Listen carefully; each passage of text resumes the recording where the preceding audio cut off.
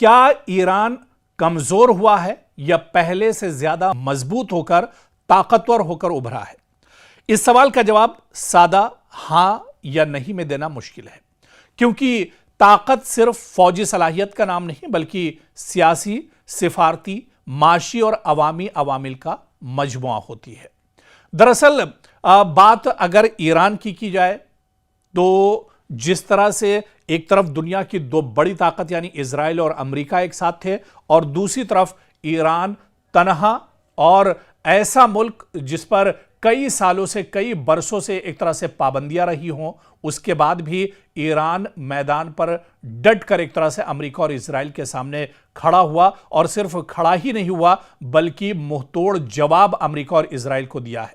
और ऐसे में यह कहा जा सकता है कि मशरिक़ वुस्ता में अब ईरान की ताकत काफी ज्यादा बढ़ चुकी है। अब अमेरिका जैसे मुल्क भी ईरान को आंख दिखाते एक तरह से डरेंगे और जिस तरह से अमेरिका को चारों खाने एक तरह से चित किया है ईरान ने, इसके बाद अब ईरान की ताकत कहीं ना कहीं काफी ज्यादा बढ़ गई है। और इसी वजह से जो माहिरीन हैं और जो एक्सपर्ट हैं वो कहने पर मजबूर हैं कि अब ईरान दरअसल वो पहले वाला ईरान नहीं रहा, बल्कि अब ईरान बदला हुआ ईरान है, नए जमाने का ईरान है। और ईरान की जो खासतौर से फौजी सलाहियत है उसमें काफी ज्यादा बदलाव इस जंग में देखने को मिला है। और यही वजह है, चाहे ड्रोन की बात की जाए, लेटेस्ट मिसाइल्स की बात की जाए या दूसरे फौजी असलहे की बात की जाए, ईरान अब उन सभी चीज़ों से एक तरह से लैस है। तो ऐसे में ईरान की ताकत काफ़ी ज़्यादा बढ़ी है। और मशरिक़ वुस्ता में अगर बात की जाए तो मशरिक़ वुस्ता में जो इस्लामी ममालिक हैं या जो अरब ममालिक हैं, उनमें अगर कोई सबसे ताकतवर मुल्क है तो वो एक तरह से ईरान है। दरअसल ईरान का मजबूत होना, ईरान का ताकतवर होना, ये इजराइल के लिए सबसे बड़ा झटका है, बेंयामिन नेतन्याहू के लिए सबसे बड़ा झटका है। और यही चीज़ दरअसल इजराइल को खटकती थी, यही चीज़ इजराइल को दरअसल परेशान करती थी कि ईरान को किस तरह से तोड़ा जाए, ईरान को किस तरह से ख़त्म किया जाए। क्योंकि मशरिक़ वुस्ता में अगर ग्रेटर इजराइल का जो ख्वाब इजराइल का है, अगर उसे शर्मिंदा ताबीर करना है तो उसके लिए सबसे पहले मशरिक़ वुस्ता में ईरान को एक तरह से ख़त्म करना होगा।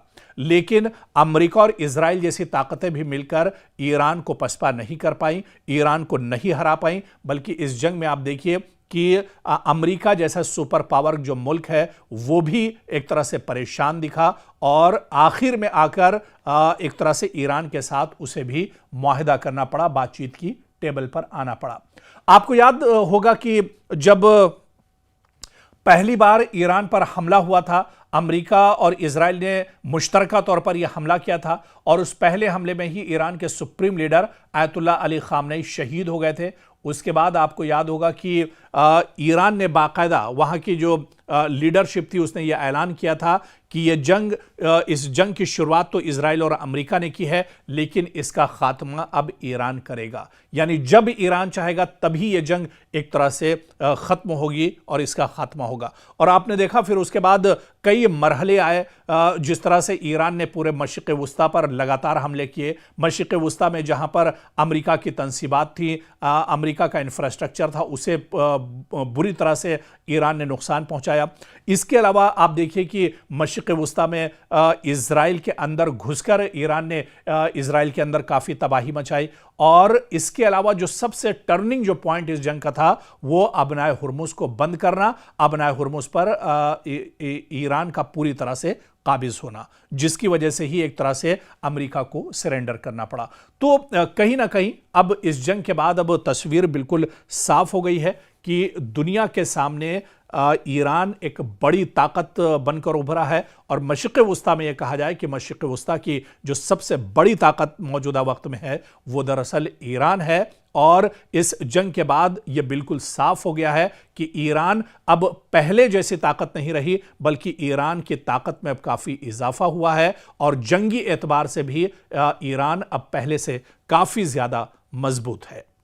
ईरान की सियासत में इस वक्त सबसे ज्यादा जेर बहस सवाल यही है कि अगर supreme leader Ayatollah Ali Khamenei की वफात या तदफीन का मरहला आता है तो क्या उनके साहबजादे मुश्तबा खामनई जो इस वक्त ईरान के मौजूदा सुप्रीम लीडर हैं, क्या वो दुनिया के सामने नजर आ सकते हैं?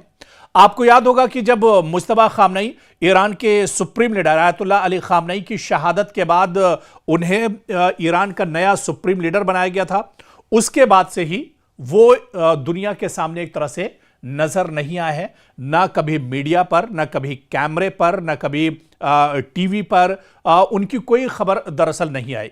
हालांकि ये खबरें बीच बीच में गश्त करती रहीं कि वो उस हमले में जख्मी हो गए थे। जब ईरान के सुप्रीम लीडर आयतुल्ला अली खामनई शहीद हुए थे, वो भी इस हमले में जख्मी हुए थे। जख्मों को लेकर भी और उनकी हालत को लेकर भी कई तरह की जो खबरें थी, चेमेगोइयाँ थी, वो भी एक तरह से उस पर भी बात होती रही। और कुछ दिनों के बाद अमेरिका ने भी बाकायदा इस बारे में बताया था कि ईरान के सुप्रीम लीडर मुश्तबा खामनई जिंदा है। हालांकि वो कुछ जख्मी हालत में जरूर हैं, लेकिन बाहयात हैं। अब सवाल ये उठता है, जब ईरान के सुप्रीम लीडर आयतुल्ला अली खामनई की तदफीन का ऐलान ईरान ने कर दिया है, बाकायदा आपको बता दें कि हिंदुस्तान के वज़ीर आज़म को और हिंदुस्तान की सरकार को भी, हिंदुस्तान के वज़ीर आज़म नरेंद्र मोदी को भी मदऊ किया गया है कि वो आखिरी जो तदफीन का पूरा ये जो अमल होगा उसके लिए हिंदुस्तान के वज़ीर आज़म को भी और दुनिया के दूसरे ममालिक के जो सरबराहान हैं उन्हें भी एक तरह से मदऊ किया गया है।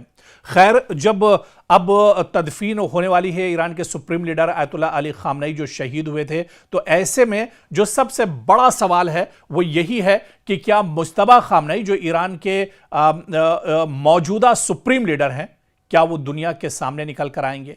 क्या वो अब दुनिया के सामने एक तरह से अब जाहिर होंगे? ये सवाल दरअसल बहुत बड़ा है, क्योंकि यह सवाल इसलिए भी अहम है कि मुश्तबा खामनई कई बरसों से ईरानी सियासत के सबसे पुरस्कार और बाअसर नामों में शुमार किए जाते हैं, लेकिन अवामी सतह पर उनकी मौजूदगी इंतहाई महदूद रही है। खासतौर से अमेरिका, इजराइल और ईरान के दरमियान जब जंग चल रही थी, उसके इस जंग के चलते भी वो एक तरह से रोपोश थे। अब दरअसल मुश्तबा खामनई के बारे में अगर बात की जाए तो ईरान के सुप्रीम लीडर आयतुल्ला अली खामनई के दूसरे बेटे हैं। इनके बारे में तवील अरसे से कयास आराइयां भी होती रही हैं कि वो ईरानी इस्टेब्लिशमेंट, मजहबी हलकों और बाज़ ताकतवर इदारों में असर व रसूख रखते हैं। ताहम वो ना तो बाकायदा हुकूमती ओहदे पर कभी रहे और ना ही आम सियासी रहनुमाओं की तरह मीडिया में नजर आते हैं। इसी वजह से उनके बारे में मालूमात महदूद और कयास आराइयों पर मबनी रहती हैं। अब बड़ा सवाल यह उठता है कि अगर ईरान में सुप्रीम लीडर की तदफीन जैसा तारीखी मौका आता है तो पूरी दुनिया की नजरें तेहरान पर होंगी। ऐसे मौके पर कई अहम सवाल भी उठते हैं कि क्या जनाजे और तदफीन की आखिर क़यादत कौन करेगा? अगर मुश्तबा खामनई सामने नहीं आते हैं तो फिर ईरान के सुप्रीम लीडर आयतुल्ला अली खामनई का जो जनाजा होगा और उनकी जो तदफीन होगी, इसकी क़यादत कौन करेगा? ईरानी इस्टेब्लिशमेंट किस शख्सियत को नुमाया करती है? मीडिया किस चेहरे पर ज़्यादा फोकस करता है? क्या मुश्तबा खामनई नुमाया किरदार अदा करते नज़र आएंगे?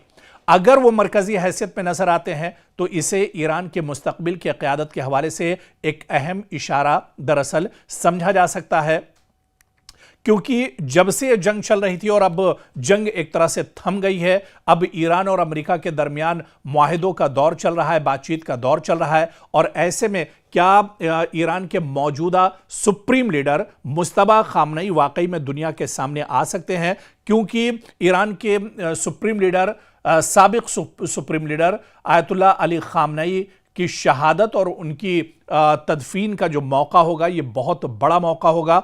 और ईरान ने बाकायदा उसी वक्त ऐलान किया था कि जब ये जंग थमेगी उस वक्त ईरान के सुप्रीम लीडर आयतुल्ला अली खामनई की तदफीन की जाएगी। जंग थम चुकी है, अमेरिका के साथ बातचीत का दौर चल रहा है, मुआहिदे एक तरह से हो रहे हैं और उस पर दस्तखत किए जा रहे हैं।